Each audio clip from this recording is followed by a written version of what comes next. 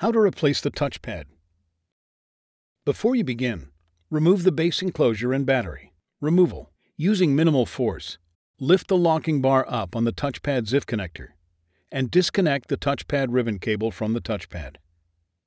Carefully remove the touchpad ribbon cable from the adhesive that adheres it to the touchpad.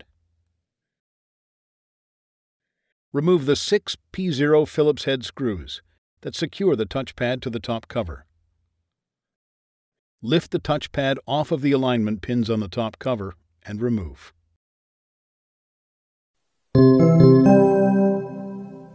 Replacement. Place the touchpad onto its alignment pins on the top cover.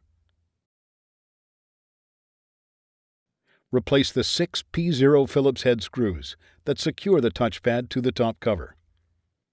Insert the touchpad ribbon cable into its ZIF connector on the touchpad and press the locking bar down to lock the cable into place.